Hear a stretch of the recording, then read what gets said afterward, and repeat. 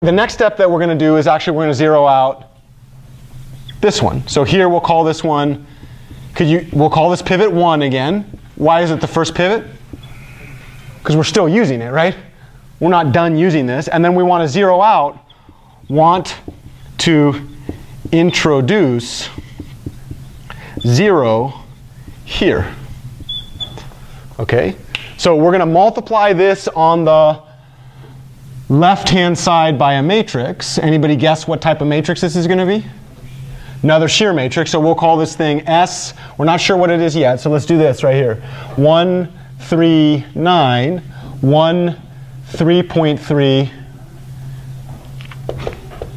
10.89, 0, 0.6, what did we say here? 3.96, thank you. And then this was going to be x1, x2, x3. And then on this side, we've got negative 1.764. We had something that looked like 2.559 and then 3.000. All right. So could you guess what we're going to do to rows 1 and 3? Yeah, what's the only thing we want to change here? Row 2. So that means leave rows 1 and 3 untouched. What's my pivot element? Oh, yeah. What's my pivot element? Which thing am I using to cancel out? Entry 1, 1, right? So let's go ahead and take a look at what this thing was. So this is my desired, this thing right there is going to be 3, 1 of negative 1 times A. So that's the matrix that I'm going to multiply by. And then what I want to do is I want to introduce a 0. So if I look at the entry, what is that, 2, 1 of the product, can you guess which of these is going to be non-zero? This one's going to be non-zero, this one's going to be 1, because that's our habit, this one's going to be 0, right?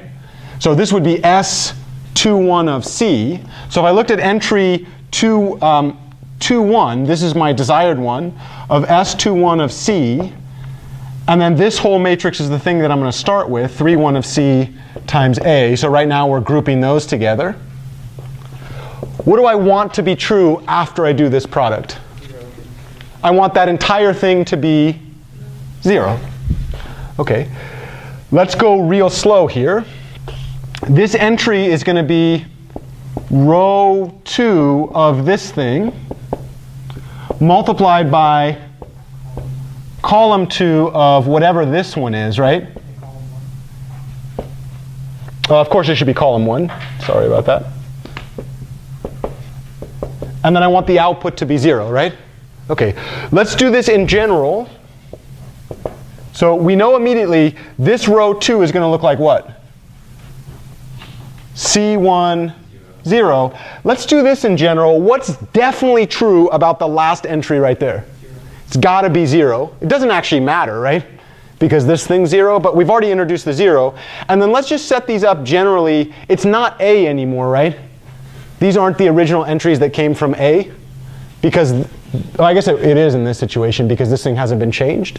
So this would be A11, A21. Okay, what does that immediately say about C?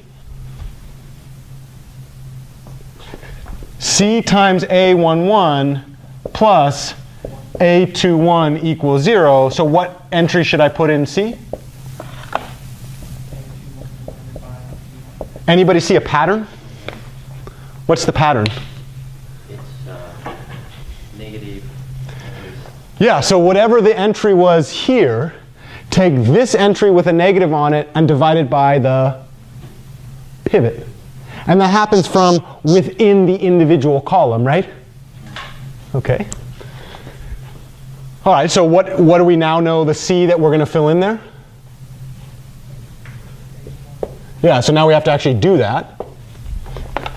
What are you noticing about the type of tediousness that this requires?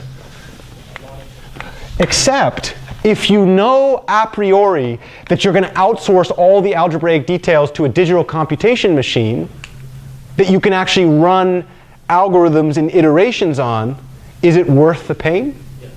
That's exactly the intuition that they felt in the 1950s and why you're even in this fucking class. Because they recognized that if you could get something in this system and then you could solve these things individually, then all the tediousness goes away and is turned into manipulations of basically digital signals, right? And the output you can read out for yourself, and that's the thing we actually care about, right? It's the dream of letting, it's Babbage's dream from way back when. Okay, so let's go ahead and look at this thing. What's the corresponding thing that we're going to multiply by? This is going to be 2, 1 of, well, what was it in our original system? -1/1. So in this case, it would be -1. And then I was going to multiply that entire thing by whatever was the output beforehand. There was our desired x. What do we say on the right-hand side? Whatever I do to the left-hand side, I must also do to the right-hand side. We knew what this was, right?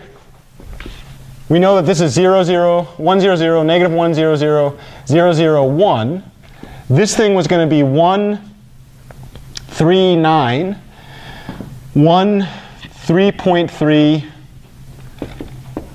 10.89, and then we had this was going to be 0.6, 3.96. Have I even touched, what do you notice when I do this with the elementary matrices, aka shear matrices? Does it change the original solution? Have I done any manipulation to what this should be? No. I've done some accounting on this side to make sure that I don't muck up, right? And like completely change the way that the right-hand side is accounted for. But the solution to the change system is going to be the same solution that I was desiring to begin with, which is why we used elementary matrices. So this is going to be 2.559, and then this was -1.764, I believe, right? Okay, what do you notice here? So now this product right there is what? Well, what are the really, really easy ones to figure out? Always start with the easiest.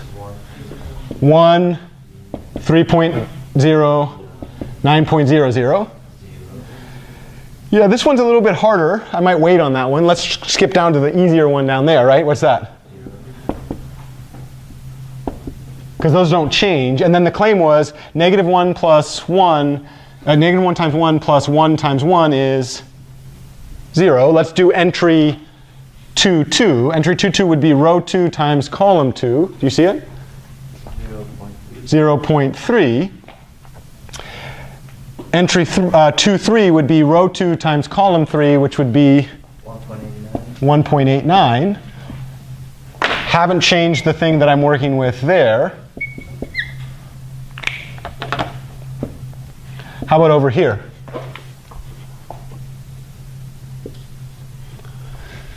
Well, any easy ones to fill out? Entry 1 is easy. Entry, which are the ones I don't touch? 1 and 3. And then entry 2 is a little bit more interesting, right? Well, if it was 6.00, that would be like -0.4, right? And if it was 5.6, it would be, so I think it's going to be 441, right? Did I get that right? 0.441? Okay. What was the whole goal of all this algebra?